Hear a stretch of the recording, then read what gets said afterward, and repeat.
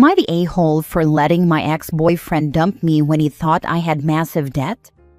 I have been keeping an Excel workbook for years that I use to organize my personal finances. Every month, it shows the total expenses, total paid, and total remaining. It's not only helpful for budgeting and remembering when stuff is due, but it also removed a ton of anxiety I had around money and the nightmares I used to have that I would forget to pay something important. I used to have panic attacks, but they were cured by Excel. Every month, I put about half the money I make into savings: IRA, HSA, vacation savings, quarterly tax savings, and emergency fund. My only debt is about $500 of a surprise $1,500 vet bill and my car loan, which has a payment of $200 per month and will be paid off next year. I could pay off the car and vet bills right now, but having an emergency cushion that could cover all my bills for 3 to 5 months makes me feel safe. I give myself a weekly allowance of $150 that I can spend however I want: dates, movies, going out with friends, etc. Since my ex and I were becoming a little more serious after 6 months, we had a discussion where we decided that if things progressed, our finances would be separated, and if we moved in together, we would both pay half of all expenses. This would save us both a lot of money monthly. Well, he used my laptop where I keep the Excel document minimized. He accidentally brought it up, and here is where the conflict began. I put everything on my credit card every month. I really want to be able to travel, and getting mile rewards is the only way I can justify the expensive flights to the places I really want to explore. I put everything: rent, groceries, gas, utilities, even my quarterly taxes on it. Last year, I was even able to redeem a ticket for a friend to go with me to France. I covered all the flights as well as half the Airbnb. I can't put the car payment or vet bill on the card, but everything else goes on my miles card, which I then pay off a couple of days after paying my bills when the balance settles. I put the amount that would generally equal my credit card balance after paying bills in a spreadsheet as well, mainly as a reminder to pay the balance because I'm paranoid that I'll forget to pay it 1 month. Remember, this is a therapeutic spreadsheet. However, he saw all my expenses laid out and the total at the bottom and thought my expenses were nearly double what they are, since the total includes the credit card payment. I guess he also assumed that the credit card payment was the monthly minimum or something, which would have made the balance insane. He also noted that I had Macy's, VS Secret, and Best Buy lines in the spreadsheet and assumed I had maxed out retail cards. Although the amount to pay was at zero, I just leave them to remind me when the due date is, in case I use them to get something discounted. So he stewed on it for a few days and then sat me down, said he had been thinking about what he found, and told me that he couldn't stay with me if I was going to be irresponsible, and that if I didn't start calling every credit card I had right then in front of him to cancel and shred the cards in front of him, then he would break up with me. He kept talking over me about it. I tried to tell him about my savings and the fact that my actual debt was less than $4,000. He didn't believe me, called me a liar, and said he couldn't trust me, so he dumped me.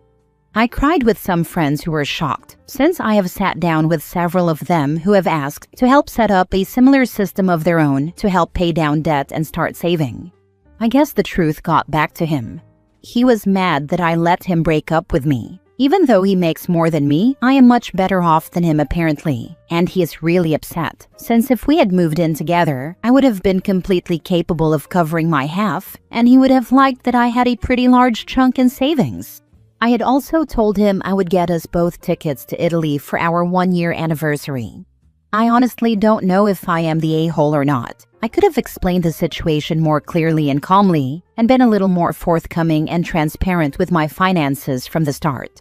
However, the moment I was confronted, I felt completely blindsided. I felt like my privacy had been violated, and I felt that receiving an ultimatum without even hearing me out was a deal breaker for me. But now my friends are expressing that I may be passing up a nice guy over a misunderstanding, and that if his assumptions were correct, he would have been right. I feel like I don't want to spend time with someone who would talk to me that way, but maybe I should work a little harder to make it work? Am I the a-hole? Now for the top comments. not the a-hole, and you dodged a real bullet. You can't build a life with someone whose first instinct is to accuse you and dump you. You told him the truth. He refused to believe you. Do you realize how messed up that is? If my husband found something like this and misunderstood, he wouldn't even dream of doing this. He would simply want to discuss it with me. His reaction tells you everything you need to know about him. He's just mad now because you could be paying half the bills, and he could be saving more money. Don't even think about going back to this guy. You told him the truth. He refused to believe you. Do you realize how messed up that is? Not to mention just stupid. Like he wholeheartedly believed the spreadsheet she created, but not her explanation of how it was set up and works. You saved yourself from a partner who cannot handle adult discussions and may leave you at the drop of a hat. He also doesn't have personal introspection or accountability. He has no clue about money management either. I think part of the reason he is so angry is because if we moved in and I paid half of everything, it would have cut his own bills by almost half. I had also said that when we hit the 1-year anniversary, I would get us tickets to Italy. He's always wanted to go, as well as pay half of a reasonable Airbnb. I don't think he has a lot of debt. I know that he has a truck payment that is pretty high every month, but he also spends every dime he has. He will have a pension when he retires, but no real savings. He's very proud that he doesn't have any credit cards. I've tried to talk to him about using them responsibly to build credit and get rewards, but that's an area he would get really aggressive about and say that no one can just pay off their balance every month. Next story. Am I the a-hole for not skipping a work trip because my husband is recovering from a hair transplant? My husband flew overseas for a hair transplant. We have 2 children under 7. I work full-time in a stressful corporate role. He never plans or researches in advance. I am supposed to go on a work trip for 2 days to a 2-day work planning retreat. It is important exposure. He will be post-op for 3 days by the time I leave. Last night, he texted that he needed me to cancel my trip because he is recovering from surgery, to put him first, and I'm going to be beyond mad if you do this to me and do not put me first the one time I am asking, and that if I go, he won't take the kids to school. His head may be sore and bald, but should not impede a pickup and drop off. My trip has been planned for about 6 months. His main gripe is that he will be seen so close to surgery. He did not need to choose this date, and up until yesterday, this was the plan. He told me my trip is stupid. I put everyone first, but I don't think I need to stay home and miss something so important for this. And I also think it is selfish to be saying this to me. I am always impacted by his last-minute changes and impulses. I am supportive of doing something that makes him feel better about himself, but why should I miss this last minute? Am I being selfish, or is he being selfish? He's being selfish as heck. For trying to guilt you over a hair transplant he planned poorly. Go on your trip, he'll survive. He is manipulating you to do what he wants. Tell him to either cancel his operation and be a grown man, or go through the surgery and be a responsible adult and do what he needs to do for his family. Either way, tell him to grow up. Concentrate on your career. You'll need the income later. Not the a-hole. He is not bedridden. He is not bleeding out. He is not even recovering from something you agreed to or planned around. He literally chose to book a cosmetic surgery without coordinating with you during a time when he has actual parenting duties. And now he's holding your career hostage because what? He's embarrassed to go outside with a healing scalp? This man is not asking for support. He's demanding sacrifice. And the second you push back, he threatens to not take care of his own kids. That's not about being post-op. That's about control. And if you keep letting him do this, it's never going to stop. You deserve a partner who respects your time, your job, your life. Go on the trip. Let him sit with his choices and his ice pack. If he could fly home from overseas, he's fine. My plane back from Turkey was about 50% full of hair transplant trippers. They all seem to have managed the flight home okay. Next story. Am I the a-hole for abandoning my so-called family after discovering the truth? I'm a 32-year-old man, and I've been married since I was 20. My wife and I have a son who's 9 now. She's the same age as me. Lately, I found out that my wife has been cheating on me. I caught her red-handed. I won't go into the details, but I had suspected it for a while. She was just very good at hiding it and lying. We decided to stay together for our son, and we're halfway trying to work things out. During that time, I was living in a hotel. One night I ran into her best friend, someone who's known for sleeping around, and we ended up drinking and hanging out. She stayed over at my hotel room, but nothing happened. She did try to kiss me, but I couldn't go through with it. The next morning, my wife showed up unexpectedly. We ended up having a huge fight. There was a lot of yelling. The police got called, and I got kicked out of the hotel. In the middle of the fight, she shouted that our son wasn't even mine. At first, I thought she was just trying to hurt me, but I couldn't shake it, so I got a DNA test. She wasn't lying. What made it worse was learning that 2 years ago, the real father had threatened to take her to court unless she let him see the kid. Since then, she's been taking our son to see his biological dad once a month, and I had no idea. What hurt most was that my son knew this whole time and never told me. That night, I packed up and left. I haven't spoken to either of them in over 6 months. Edit. To clear things up, yes, it's been 6 months since I left. For those worried, I'm not going to do anything reckless. I appreciate the concern. Honestly, the heartbreak from my son hit harder than anything my wife did. I always expected she might betray me, but not him. Him keeping that secret from me broke something inside me. It's hard to believe anything anyone says anymore. I don't think I'll ever fully trust people again. Since then, life's been rough. I quit my job when it all happened. I've been arrested twice for a public intoxication. Now, I'm living in my car, trying to get by with DoorDash and Instacart. Money's tight. I'm hoping I can afford a hotel room soon, just to have a bed again.